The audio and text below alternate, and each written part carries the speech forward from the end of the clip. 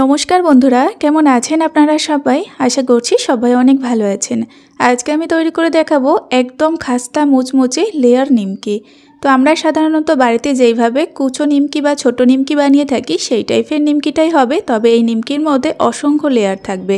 আর এই নিমকিগুলো সকাল বিকাল চায়ের সঙ্গে খেতে কিন্তু দারুণ লাগে। আর এই নিমকির মধ্যে লেয়ারগুলো তৈরি করা একদমই সহজ একটা ব্যাপার, আপনারা দেখলেই কিন্তু খুব সহজে তৈরি করে নিতে পারবেন। খেতে দারুণ লাগে এই নিমকিগুলো। আজকের রেসিপিটা অবশ্যই প্রথম থেকে শেষ পর্যন্ত দেখুন, আপনাদের অনেক ভালো লাগবে। তো চলুন শুরু করে দিই আজকের রেসিপি। আজকের এই লেয়ার নিমকি তৈরি করার জন্য একটা চায়ের কাপে করে মেপে আমি 1 কাপ ময়দা নিয়ে নিচ্ছি। 1 কাপ ময়দার জন্য দিয়ে দিচ্ছি স্বাদমতো লবণ আর হাফ চামচ পরিমাণে কালো জিরে। এবার আমি দিয়ে দিচ্ছি 1 চামচ পরিমাণে ঘি আর তার সঙ্গে 2 চামচ পরিমাণে সাদা তেল।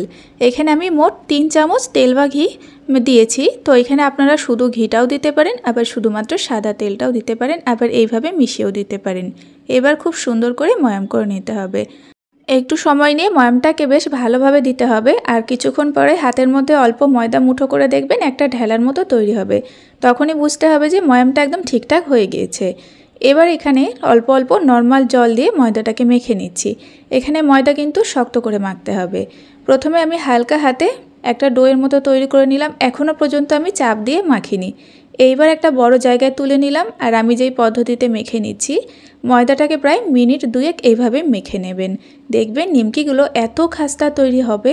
তো মোটামুটি 2 মিনিট আমি এভাবেই মেখেছি। আপনারা বড় একটা থালার মধ্যে রেখেও মেখে নিতে পারেন।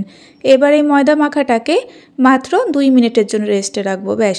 তার বেশি রাখার দরকার নেই। 2 মিনিট পরেই এখন আমি নিমকিগুলো তৈরি করব। যেহেতু খুব সামান্য ডো এখানে আমি তৈরি করেছি, তাই পুরো লেচিটাই আমি বেলে নেব বড় একটা রুটির মতো করে। আর রুটিটা কিন্তু অবশ্যই পাতলা করে বেলে নিতে হবে, একদম কিন্তু মোটা রাখা যাবে না। যতটা চেষ্টা করবেন রুটিটাকে পাতলা করে বেলে নেওয়ার।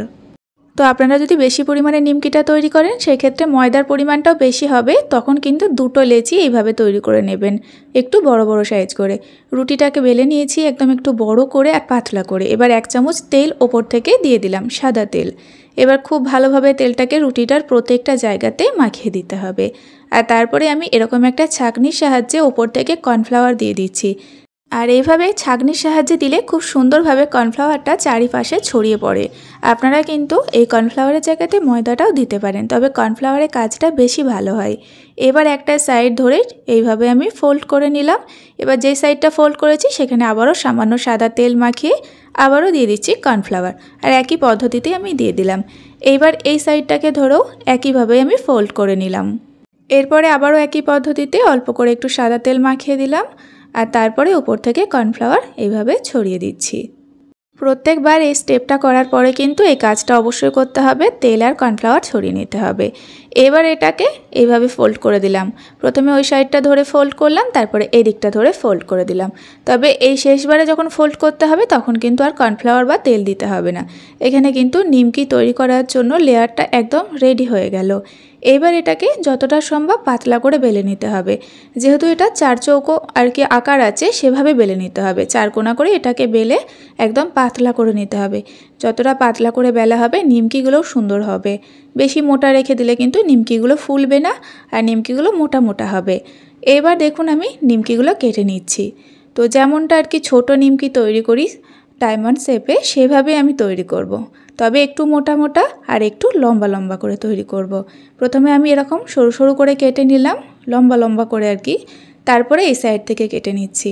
এই সাইড থেকে যখন কাটবেন তখন কিন্তু একটু মনে হতে পারে যে লেয়ারগুলো সরে সরে চলে যাচ্ছে, তবে এই জায়গাগুলো শেষে একটু করে জল দিয়ে ভালোভাবে আটকে দেবেন, দেখবেন আর কিন্তু তেলে ভাজার সময় খুলে যাবে না। একইভাবে পুরো রুটিটা আমি কেটে নিলাম। আর দেখুন ঠিক এরকম লম্বা লম্বা বড় করেই আর কি আমি নিমকিগুলো কেটে নিয়েছি। তো যেমনটা আর কি ছোটো নিমকি তৈরি করা হয় সেভাবেই এগুলোকে কেটেছি, তবে একটু বড় সাইজ করে। তো সমস্ত নিমকিগুলো আমি থালার মধ্যে উঠিয়ে নিলাম। এবার আমি নিমকিগুলোকে ভেজে নেব। নিমকি ভাজার জন্য সাদা তেল মিডিয়াম গরম করতে হবে, তারপরে নিমকিগুলো দিতে হবে। খুব বেশি তেল গরম হবে না, আবার খুব হালকা তেলও কিন্তু নিমকি দেবেন না। মিডিয়াম গরম তেলে নিমকিগুলো ছাড়তে হবে আর ফ্লেমটা লো টু মিডিয়ামে রেখে দিতে হবে। আর দেখতেই পাচ্ছেন নিমকিগুলো দেওয়ার সঙ্গে সঙ্গে লেয়ারগুলো কত সুন্দরভাবে ছেড়ে যাচ্ছে। এখন কিন্তু আমি নাড়াচাড়া করব না, একটু অপেক্ষা করব যাতে সমস্ত লেয়ারগুলো খুলে যায় আর একটু নিমকিগুলো শক্ত হয়ে যায়। নরম অবস্থাতে নাড়াচাড়া করলে প্রত্যেকটা লেয়ার একটা একটা করে ছেড়ে যাবে। তবে 1-2 মিনিট মতো অপেক্ষা করার পরে নাড়াচাড়া করলে লেয়ারগুলো একটার সঙ্গে একটা আটকে যাবে আর নাড়াচাড়া করতেও সুবিধা হবে। হালকা একটা কালার চলে এসেছে, এবার নেড়েচেড়ে নিমকিগুলোকে একদমই হালকা কালার করে নামিয়ে নেব। নিমকিগুলো ভাজতে একদমই বেশি সময় লাগবে না, মাত্র 5 থেকে 7 মিনিট মতো সময় লাগবে। তার মধ্যে দেখবেন নিমকিগুলোর মধ্যে এরকম একটা কালার চলে আসবে। আর দেখুন কতটা সুন্দর লেয়ার তৈরি হয়েছে প্রত্যেকটা নিমকির মধ্যে। এবার আমি তেল ঝরিয়ে নিমকিগুলোকে নামিয়ে নিচ্ছি। নিমকিগুলো কিন্তু একদম মচমচে হয়ে গিয়েছে। তো এবার আমি এই নিমকিগুলো উঠিয়ে নিচ্ছি আর আরও কটা নিমকি আছে সেগুলো ভেজে নেব। এখানে আমি 2 বারে নিমকি ভেজে নিচ্ছি, কারণ যেহেতু নিমকিগুলো একটু সাইজে বড় আর প্রত্যেকটা নিমকির মধ্যে লেয়ারটা তৈরি হবে, তাই বেশি নিমকি একসঙ্গে দিলে কিন্তু নাড়াচাড়া করতে গিয়ে লেয়ারগুলো খুলে যাবে, তাই আমি 2 বারে ভেজে নিলাম। তো এবার দেখুন এই নিমকিগুলো দেওয়ার পরপরই লেয়ারগুলো কতটা সুন্দরভাবে ছেড়ে গেল। একই পদ্ধতিতে আমি এই নিমকিগুলোকেও ভেজে নিয়েছি। তো এগুলোকেও এখন আমি তেল ঝরিয়ে নামিয়ে নেব। খুব তাড়াতাড়ি ভাজা হয়ে যাবে নিমকিগুলো, একদমই সময় লাগবে না। আর দেখুন কতটা সুন্দর লেয়ার তৈরি হয়েছে। এত ভালো লাগবে খেতে এই নিমকিগুলো, চায়ের সঙ্গে খেতে দারুণ লাগে। আবার এইভাবে বানিয়ে আপনারা অনেক দিন পর্যন্ত রেখে সংরক্ষণ করেও কিন্তু খেতে পারবেন। দেখবেন অনেক দিন পর্যন্ত এগুলো খাস্তা থেকে যাবে। তো আপনারা দেখলেনই বন্ধুরা কতটা সহজে এই নিমকির মধ্যে লেয়ারগুলো তৈরি করা যায়। সাধারণভাবে নিমকি তৈরি না করে এইভাবে একবার নিমকিটা তৈরি করুন, দেখবেন ভীষণ দেখতেও ভালো লাগবে, তার সঙ্গে খেতেও অনেক সুস্বাদু হবে। আর এইভাবে অনেক বানিয়ে আপনারা মাস জুড়ে সংরক্ষণ করেও রেখে খেতে পারবেন, একইভাবেই খাস্তা থাকবে।